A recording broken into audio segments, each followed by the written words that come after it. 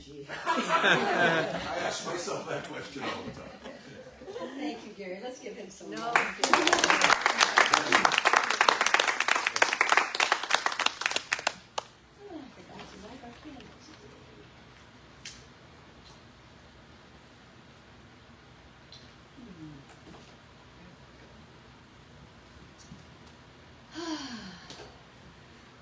Take a breath after that. I haven't had that much energy in my life for a couple weeks.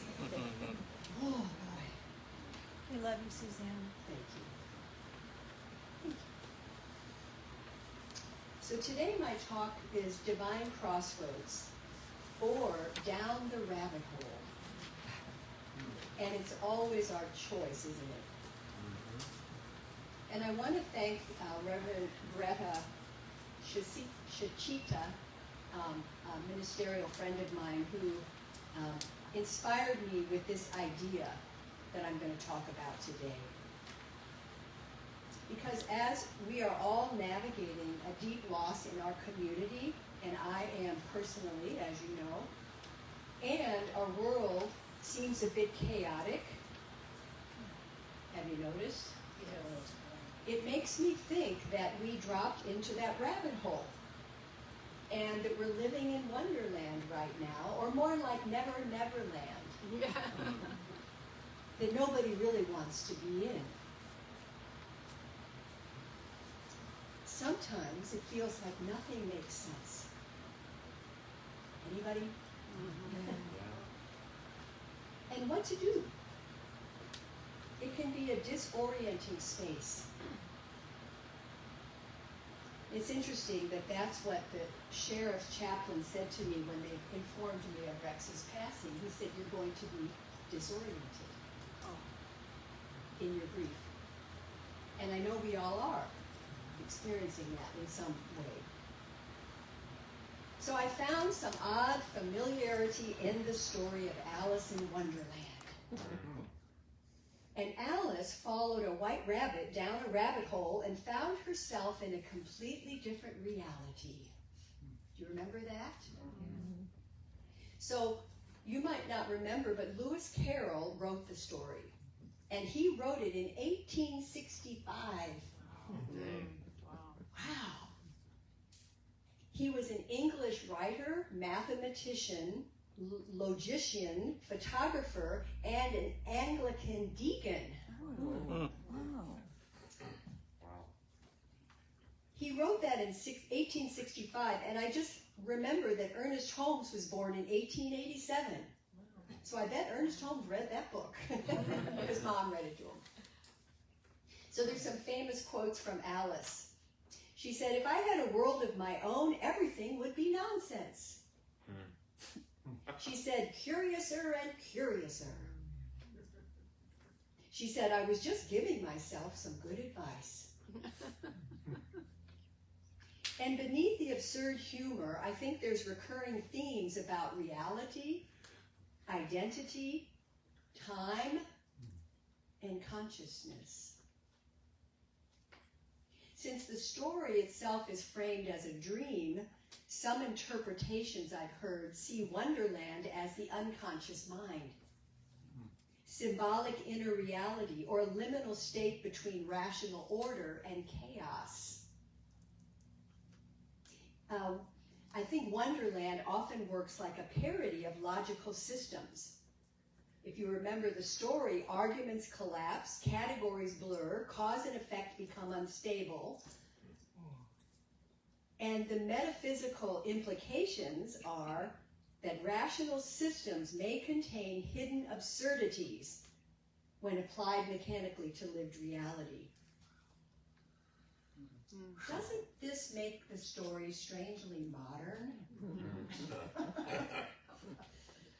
So Alice found herself in a world that made no sense, but she didn't give up. Hear that? She didn't give up. She asked questions, and she tried things. She was curious. How often do I talk to you all about staying curious when that hits the fan, the S, hits the fan, or something shows up? to stay curious. Alice grew bigger when she needed courage, and she shrank smaller when she needed humility. She found guidance from unexpected and sometimes maddening sources.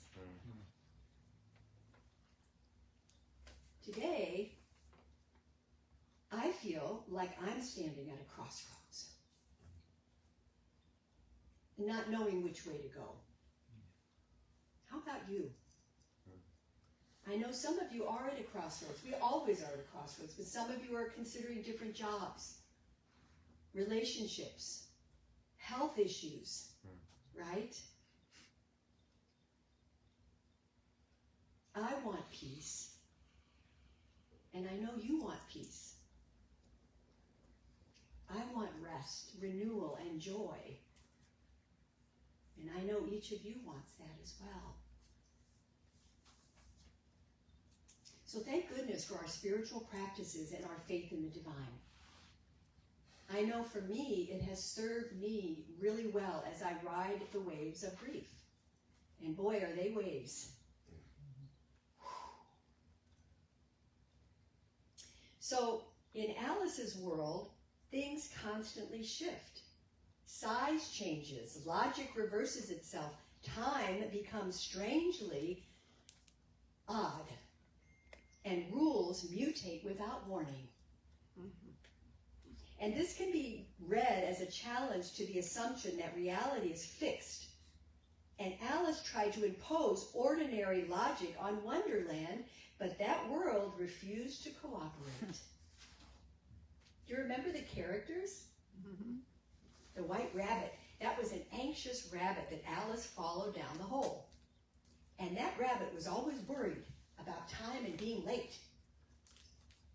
Anybody? The Cheshire Cat, who appears and disappears at will, leaving behind only its grin. And the Cheshire Cat spoke in riddles and paradoxes. The Mad Hatter. The eccentric host of the endless tea party, obsessed with riddles and nonsense. And the March Hare was a companion to the Mad Hatter at the tea party, and he was very chaotic and impulsive. Then there was the Dormouse. He was a sleepy little creature, constantly being interrupted during the tea party. And then that caterpillar, who famously asks, "Who are you? Who are you?" And he advises Alice about that mushroom that changes her size. And then there's the Queen of Hearts, that explosive ruler obsessed with punishment. Sound familiar? Off with their heads, she says. She represented arbitrary authority and chaos. Interesting. And then there's the King of Hearts, who was quieter and more reasonable than the Queen, though still part of the absurd court. There was an absurd court there. Yeah,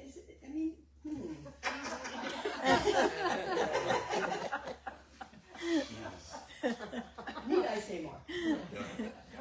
So Alice repeatedly asks versions of who in the world am I? Her body changes size so often that she doubts whether she's still herself. And this resembles the classic metaphysical questions we have about identity. What makes a person the same over time? Is identity tied to memory, body, name, or consciousness? If everything about you changes, what remains? What remains? Our soul. Our spirit is eternal, that part of us that is immortal. Even when we shed this physical body, as beloved Rex did, his spirit is ongoing. He is immortal. As one of my teachers, Lloyd Tupper, said, oh, he's taken a seat at the table of the immortals. Classic Lloyd.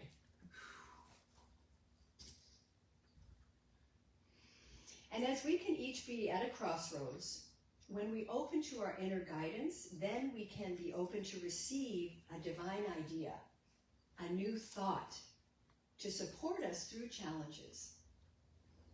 And divine ideas are simply part of the quantum soup of unlimited possibility, unlimited potential. And they're ever available to us. We get to breathe them in and let them expand into that I am presence within us, which is our spiritual nature that never changes.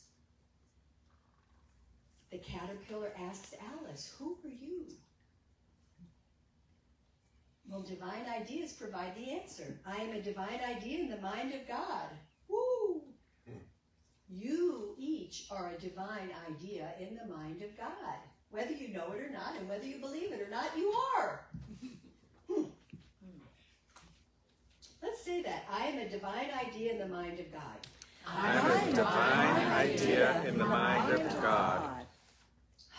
Just take that in. Put it on like a new jacket. And again, even if you don't understand it, it's a powerful seed that you're planting. I am a divine idea in the mind of God. Wow. And it's really true. Our real identity never changes, no matter what we're going through. So we can use divine ideas as affirmations to anchor us in and align with the divine spirit, the creator, that loving power that is greater than we are. I don't know if you remember in the story, the queen told Alice that she believed in 6 impossible things before breakfast.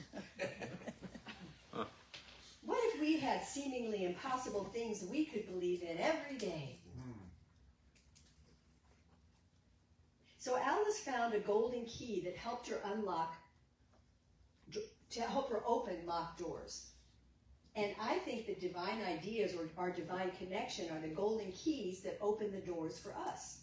They can transform our life. They can make you bigger, braver, bolder, and they can make you smaller, quieter, and softer. The great Unity teacher Emmett Fox said back in 1931, he said, "Stop thinking about your difficulty, whatever it is, and think about God instead, period." Stop thinking about the difficulty, whatever it is, and think about love instead. Think about peace instead, whatever word you want to use. When we shift our attention, we're changing those neural pathways in our brain. That's Metaphysics 101, right? We know that. So at any moment, you can open the door to infinite intelligence. Again, that's why I'm so grateful for our spiritual daily practices. And remember that those practices aren't for the purpose of always getting something or asking for something. It's about being in the practice of always connecting to something greater than myself, and to have that connection ever available when I need it. So you do your practice not only when something, and the same thing with spiritual mind treatment. I just don't go to get spiritual mind treatment when something's up wrong, but I get it to expand my consciousness. It's the same thing. So I don't know about you, but I believe the world is undergoing a radical and rapid spiritual transformation, and we are the ones that are helping to bring it forward with our consciousness of love and truth and kindness. We are indeed at a divine crossroads in this world. So which path are you going to choose? Judgments, complaints, or forgiveness and loving kindness? You know, there's a song we sing a lot here, and there's a line that says, "There is only one of us. In your eyes, it's me I see. You are my reflection."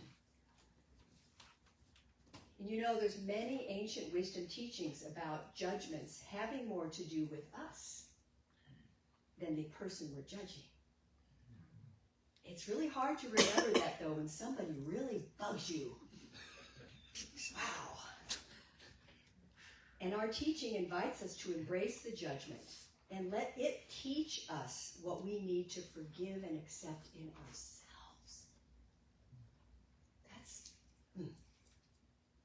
So praise God for your teachers, especially those annoying ones.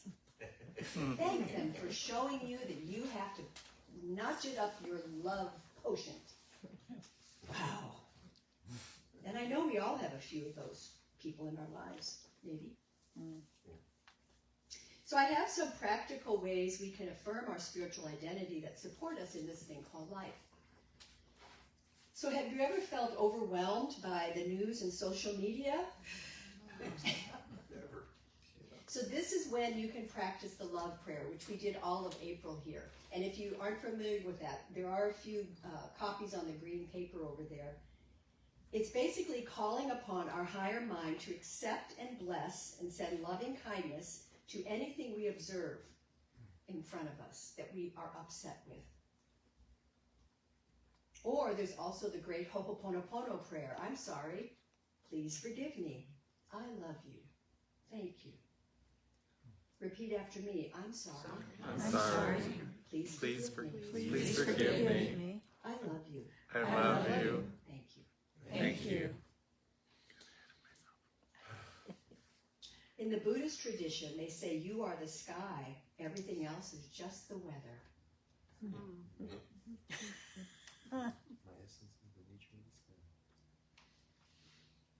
And when you have doubt or fear that you can't handle everything that's coming to you, remember there's a light within you that is more than the clouds around you. So let's say there is a light within me. There is a light within me that is more than the clouds around me. that is more than the clouds around me. So comforting. And when you feel powerless to do anything to make something better, there's a divine idea that remembering there's a power greater than me and I can use it. And so I call upon it. I take a step. First step. Bless you. Bless you.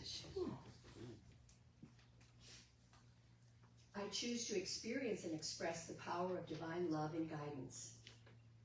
I choose to experience and express the power of divine love and guidance. That was a mouthful. Divine I think it's and small. love. Yeah, you got it. Yeah. And in the Jewish tradition, they say, repair the world one act at a time. Or one heart at a time. And when you feel exhausted and think you can't go on, boy, I've had that for a couple weeks.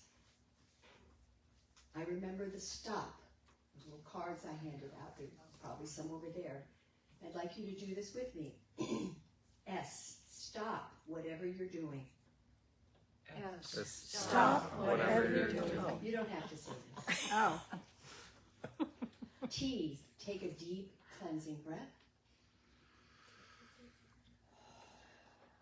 O, observe yourself as soul, a point of radiant light, and breathe from that perspective. Just take a moment and drop into your heart space. And know that you are a radiant point of light. And P, proceed into your day with a smile.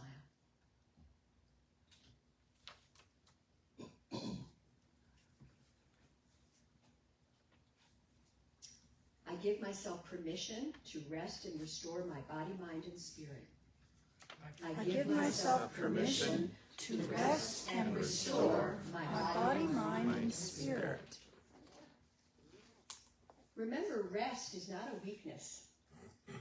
It's required and it's restorative. And in the Bible it says, come to me, all who are weary, and I will give you rest. And finally, when chaos clouds your vision of order and unity, remember that the antidote to chaos is consciousness. The high watch, rising above and looking at something from a higher viewpoint or advantage. Finding peace in your process, whatever that is. And in Christian mysticism, they say, all shall be well, or all is well. And when you go down the rabbit hole, I know none of you do, but if you do, and temporarily forget who you are, remember you are not your circumstances. You are a divine expression. I am a divine idea in the mind of God. Let's repeat that. I am a divine idea in the mind of God. And as we all stand at a crossroads, personally and collectively, are you willing to act from harmony and love and not from divisiveness and hate? Are you? Yes. Are you? Yes. Okay. And as Gandhi suggested, be the change you wish to see. What a simple phrase. Be the change you wish to see. And that doesn't just mean when you're in spiritual community. It's when you're on the freeway. It's when you're at the grocery store in line complaining. Be the change you wish to see. Smile at someone who's having a bad day. Say thank you. Be in gratitude. You know, all those good things. So we can remain curious and thoughtful even when the world makes little sense. Alice repeatedly questions who she is as she changes physically and emotionally. And part of our life is learning who we are amid those constant changes. So at the end of Alice's adventures in Wonderland, she escapes by awakening from the dream. There's a chaotic trial involving stolen tarts. Alice gradually becomes more confident and less intimidated by the strange people around her. And when the court turns hostile, she suddenly realizes, you're nothing but a pack of cards. You're nothing but a pack of cards. That moment is important because she stops being intimidated by nonsense. Yep. She stops being intimidated by nonsense. Then the playing cards fly at her, and she wakes up on the riverbank next to her sister.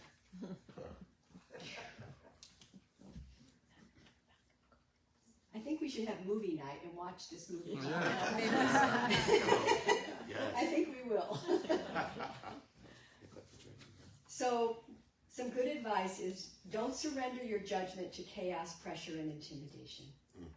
But do surrender to the loving inspiration and guidance from Spirit, from the Creator, from God. Stand at your crossroads, whatever it is, with faith, love, and trust. Namaste. Namaste.